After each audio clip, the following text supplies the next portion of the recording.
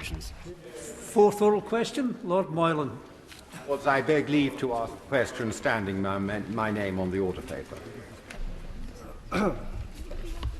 My Lords, the Government's assessment is that the future of the Northern Ireland Assembly should not be affected in any way by any decision arising from my right honourable friend, the Secretary of State's written statement of last week. My Lords, with most of Northern Ireland's economic laws being made in Brussels without any democratic input, and with unpopular decisions with which the Government disagrees in the Assembly being yanked back to Westminster by ministers, does the Government believe that devolved government in Northern Ireland really has a future? I am tempted to give my noble friend a one-word answer, which is yes. But could I assure my noble friend, if he does need assuring, that this Government believes head, heart and soul in the Belfast Agreement and the devolved institutions it establishes, and we wish to see the restoration of a fully functioning executive after the Assembly election on the 5th of May. My noble friend will be aware that the background to my right honourable friend's statement last week is the clear legal requirement placed upon him by Section 9 of the Executive Formation Act 2019 regarding the commissioning of abortion services, a legal requirement which still stands. My Lords, the inability...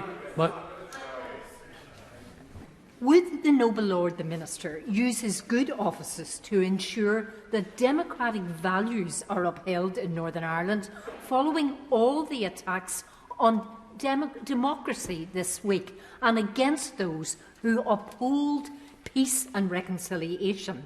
And would he also ensure and use his good offices that the institutions are up and running following the election? That is, all the institutions according to the three-stranded approach of the Good Friday Agreement, so that local decisions as per the devolution settlement can be made by locally MLAs who understand and appreciate the issues of their constituents, and that the threats to the stability of the institutions by certain parties are ended forthwith.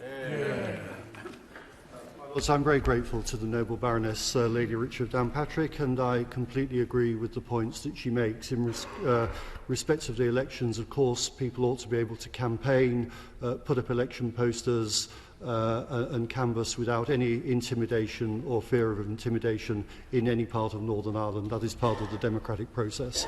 Regarding the re-establishment of the institutions, I absolutely agree with her. It is essential for Northern Ireland that all the institutions established by the Belfast Agreement under Strand 1, 2 and 3 function properly and in accordance with the way in which they were set out in the agreement, and we are fully committed to ensuring that happens after the election. My Lords, I will be briefer. My Lords, the inability of the Northern Ireland Executive to meet following the resignation of the First Minister has led to a major backlog of decision-making, including the release of significant public funds. If the Secretary of State is able to step in to make decisions relating to the commissioning of reproductive health services, of which I agree, why can he not order the immediate release of £56.2 million of UK taxpayers' money funds to Northern Ireland football clubs through the sub-regional stadia programme? Well, I'm grateful for the comments of the noble Lord Rogan regarding duties under Section 9 of the Executive Formation Act. He will be aware that the Northern Ireland Executive is still able to spend, the government departments are still able to spend money into next year, and obviously the matters to which he refers, I hope, will be decisions that are taken properly and rightly by an incoming executive after the 5th of May. Does the Minister agree that it's not acceptable 2 years after Parliament passed regulations setting up the framework for safe abortion services that women and girls in Northern Ireland still do not have access to high-quality abortion and post-abortion care? Isn't it the case that, as the Minister expressed in his recent written statement, that without access to services in Northern Ireland, women and girls are placed at high risk of harm?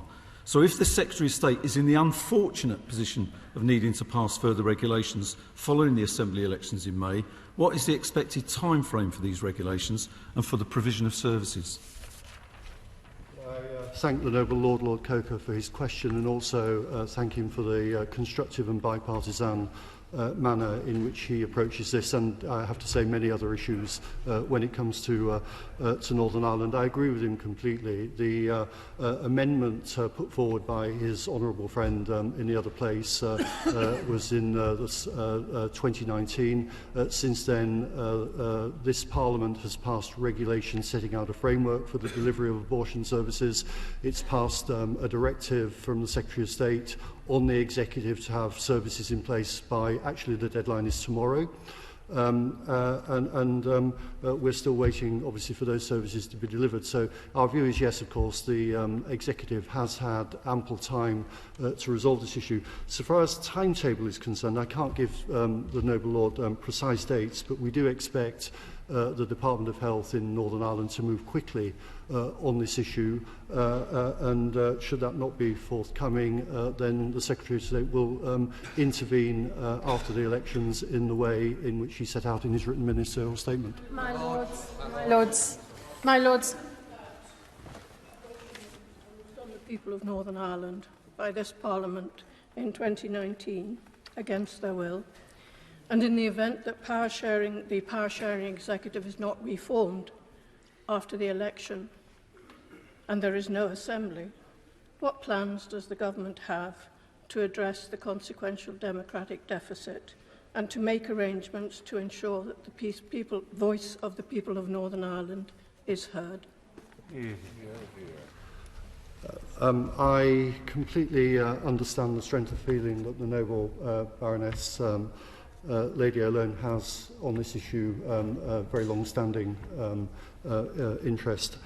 So far as her question is concerned, obviously I can't preempt the outcome of the election and what will happen immediately thereafter. As I've said in reply to previous questions, we would like to see an executive up and running as quickly as possible after the election. But the devolution settlement itself does not absolve the Secretary of State from the responsibilities placed upon him by this sovereign Parliament of the United Kingdom.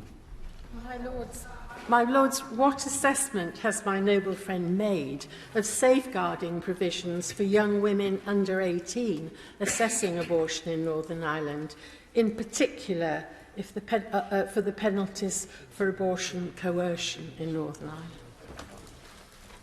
The noble lady, my noble friend, I should say, my whip, makes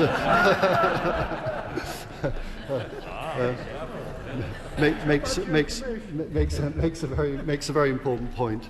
The commitment set out in the Executive Formation Act in 2019 is that the Commission services in Northern Ireland should be compliant with the Convention on the Elimination of Discrimination Against Women. The framework that we set out in, I believe it was 2021, to give effect to that, will, we believe, be CEDAW compliant and deal with the issues raised by my noble friend. My Lords, it might be worth pointing out, my Lords, to your Lordship's House that the reality is that there will be very little chance of an executive being formed after the May elections unless the protocol has gone. But following on from Lord Moylan's question, could the Minister tell us really everything that is disagreed about in the Assembly comes to this House? So really, could I further ask, following on from Lord Moylan, what is the point of having an Assembly in Northern Ireland? Well, in preparing for this question, I would never have anticipated in a million years that the noble Baroness would have raised the protocol. And she is aware of the government's position on the protocol, which is that we do not believe, as the Secretary of State said to the Northern Ireland Affairs Committee last week, it is not sustainable in its present form. It requires very drastic and radical change, and the government is working with the EU to try and bring that about. In the absence of agreement, she is aware of our position that we will take whatever action is required to remedy the situation. I mean, regarding interventions, I would remind in devolved areas, I would remind the noble Baroness, that she was a member of a government which in 2000 intervened directly in a devolved matter when the Northern Ireland Executive could not agree on the flying of flags from public buildings, and the Labour government legislated here. My Lords, rather than interfering in sensitive matters devolved to the Northern Ireland Assembly, does the noble Lord the Minister not accept that the Secretary of State would be better to use his efforts in removing the Northern Ireland Protocol, protecting Northern Ireland's constitutional position within the United Kingdom, because failure to do so will undermine the possibility of any executive being restored? In respect of the constitutional position of Northern Ireland, the noble Lord McRae will be aware of my very, very strong unionist convictions and my strong personal support for Northern Ireland's position as part of this United Kingdom. So far as the protocol is concerned, I think I've set out the government's position. We are committed to making the necessary changes to the protocol, which is unsustainable in its current form.